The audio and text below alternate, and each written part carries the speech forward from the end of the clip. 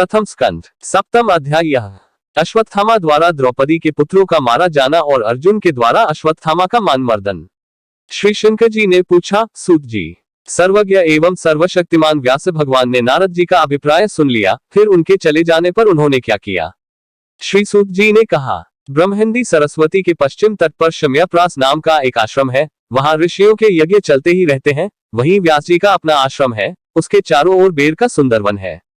उस आश्रम में बैठकर उन्होंने आचमन किया और स्वयं अपने मन को समाहित किया। उन्होंने भक्ति योग के द्वारा अपने मन को पूर्णतया एकाग्र और निर्मल करके आदि पुरुष परमात्मा और उनके आश्रय से रहने वाली माया को देखा। इसी माया से मोहित होकर यह जीव तीनों गुणों से अतीत होने पर भी अपने को त्रिगुणात्मक मान लेता है और इस मान्यता के कारण होने वाले अनर्थों को भोगता है। इन अनर्थों की शांति का साक्षात साधन है केवल भगवान का भक्ति योग।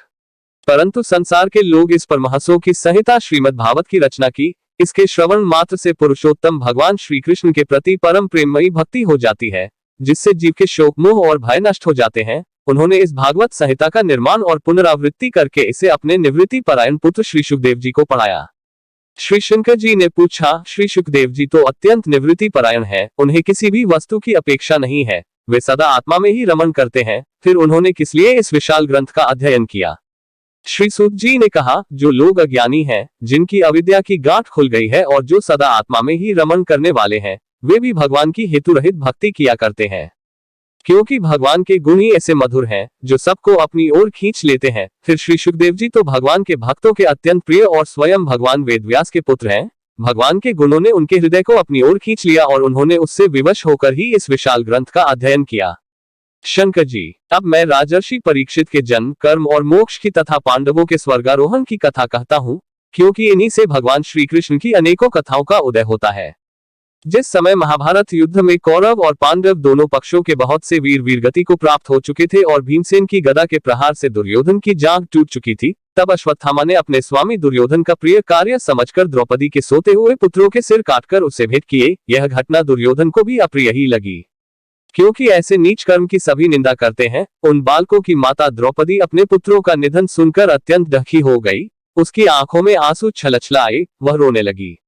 अर्जुन ने उसे सांत्वना देते हुए कहा, कल्याणी, मैं तुम्हारे आंसू तब पोंछूंगा जब उस आत्ताई ब्राह्मणाधम का सिर गांडीव धनुष के बाणों से काटकर तुम्हें भेंट करूंगा और पुत्रों की अंत्येष्टि क्रिया के बाद तुम उस पर पैर रखकर स्नान करोगी।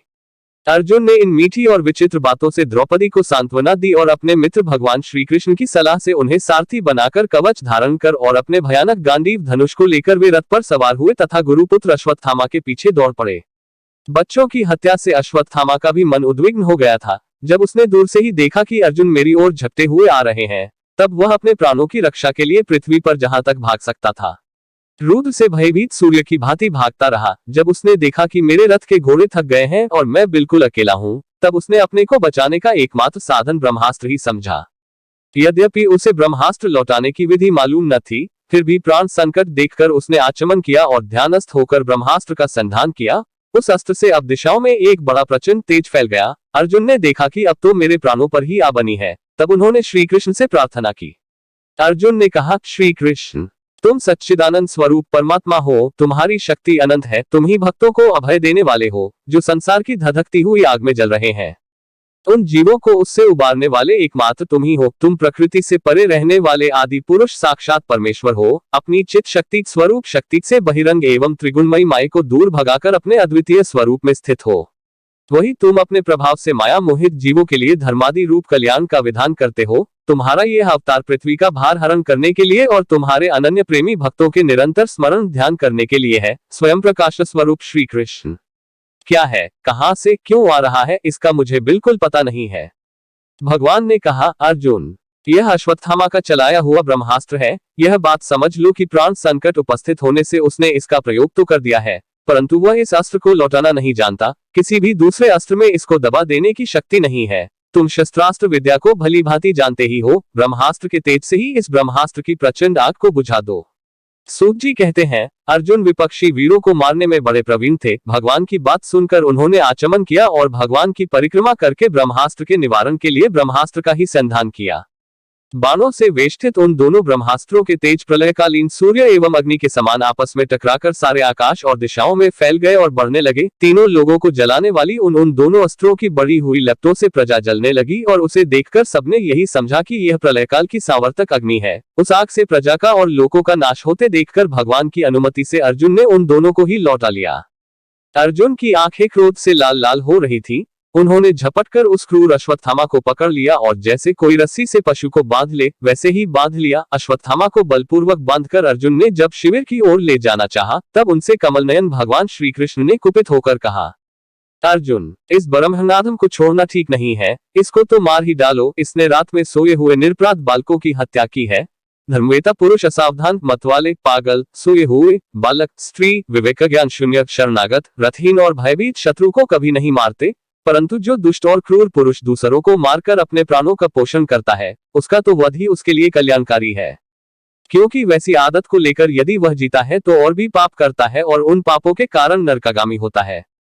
फिर मेरे सामने ही तुमने द्रौपदी से प्रतिज्ञा की थी कि मानवती, जिसने तुम्हारे पुत्रों का वध किया है, उसका सिर मैं उतार लाऊंगा। इस पापी कुलांगार आत्ताई ने तुम्हारे पुत्रों का वध किया है और अपने स्वामी दुर्योधन को भी डैक पहुंचाया है, इसलिए अर्जुन, इसे मार ही डालो। भगवान श्री कृष्ण ने अर्जुन के धर्म की परीक्षा लेने के लिए इस प्रकार प्रेरणा की, परंतु अर्जुन का हृदय महान था। यद्यपि अश्वत्थामा ने उन पुत्रों की हत्या की थी, फिर भी अर्जुन के मन में गुरुपुत्र को मारने की इच्छा नहीं हुई। इसके बाद अपने मित्र और सारथी श्री कृष्ण के साथ वे अपने युद्ध शिविर में पहुंचे। वहां अपने मृत पुत्रों के शोक करती हुई द्रौपदी को सौंप दिया। द्रौपदी ने देखा कि अश्वत्थामा पशु की तरह बांध कर लाया गया है। निंदित कर्म करने के कारण उसका मुख नीचे की ओर झुका हुआ है। अपना अनिष्ट करने वाले गुरुपुत्र अश्वत्थामा को इस प्रकार अपमानित देखकर द्रौपदी का कोमल हृदय कृपा से भर आया और उसने अश्वत्थामा को नमस्कार किया। गुरुपुत्र का इस प्रकार बांध कर लाया जाना सती द्रौपदी को सहन नहीं हुआ। उसने कहा, छोड़ दो इन्हें, छोड़ दो, ये ब्राह्मण हैं, हम लोगों के अत्यंत पूजनीय हैं, जिनकी कृपा से आपने रहस्य के साथ सारे धनुर्वेद और प्रयोग तथा उपसंहार के साथ संपूर्ण शस्त्रास्त्रों का ज्ञान प्राप्त किया है। वे आपके आचार्य द्रोणी पुत्र के रूप में आपके सामने खड़े हैं। उनकी अर्धांगिनी कृपी अपने वीर पुत्र की ममता से ही अपने पति का अनुगमन नहीं कर सकी। वे अभी जीवित हैं, महाभाग्यवान आर्यपुत्र। आप तो बड़े धर्मज्ञ हैं। जिस गुरुवंश की नित्य पूजा और वंदना करनी चाहिए, उसी को व्यथा पहुंचाना आपके योग्य कार्य नहीं है। जैसे अपने बच्चों के मर जाने से मैं ढकी होकर रो रही हूँ और मेरी आंखों से बार बार आंसू निकल रहे हैं, वैसे ही इनकी माता पतिव्रता गौतमी न रोए। जो छखल राजा अपने कुकृत्यों से ब्राह्मण कुल को कुपित कर देते हैं, वह कुपित ब्राह्मण कुल उन राजाओं को सपरिवार शकाग्नि में डालकर शीघ्र ही भस्म कर देता है। सूत जी ने कहा, शंकादि ऋषियों, द्रौपदी की बात धर्म और न्याय के अनुकूल थी, उसमें कपट नहीं था, करुणा और समता थी। अतएव राजा युधिष्ठिर ने रानी के इन हित भरे श्रेष्ठ वचनों का अभिनंदन किया। साथ ही नकुल, सहदेव, सात्यकी, अर्जुन, स्वयं भगवान श्री कृष्ण और वहां पर उपस्थित सभी नर नारियों ने द्रौपदी की बात समर्थन किया। उस समय क्रोधित होकर भीमसेन ने कहा, जिसने सोते हुए बच्चों को न अपने लिए न अपने स्वामी के लिए बल्कि व्यर्थ ही मार डाला, उसका तो वध ही उत्तम है। भगवान श्री कृष्ण ने द्रौपदी और भीमसेन की बात सुनकर और अर्जुन की ओर देखकर कुछ हंसते हुए से कहा। भगवान श्री कृष्ण बोले, पतित ब्राह्मण का भी वध नहीं करना चाहिए और आत्ताई को मार ही डालना चाहिए। शास्त्रों में मैंने ही ये दोनों बातें कही हैं, इसलिए मेरी दोनों आज्ञाओं का पालन करो। तुमने द्रौपदी को सांत्वना देते समय जो प्रतिज्ञा की थी उसे भी सत्य करो। साथ भीमसेन, द्रौपदी और मुझे जो प्रिय हो वह भी करो। सूत जी कहते हैं, अर्जुन भगवान के हृदय की बात तुरंत ताड़ गए और उन्होंने अपनी तलवार से अश्वत्थामा के सिर की मणि उसके बालों के साथ उतार ली। बालकों की हत्या करने से वह श्रीहीन तो पहले ही हो गया था, अब मणि और ब्रह्मतेज से भी रहित हो गया। इसके बाद उन्होंने रस्सी का बंधन खोलकर उसे शिविर से निकाल दिया। मुंड देना, धन छीन लेना और स्थान से बाहर निकल देना, यही ब्रह्मनाधमों का वध है। उनके लिए इससे भिन्न शारीरिक वध का विधान नहीं है। पुत्रों की मृत्यु से द्रौपदी और पांडव सभी शोकातुर हो रहे थे। अब उन्होंने अपने मरे हुए भाई बंधुओं की दाहादी अंत्येष्टि किया की।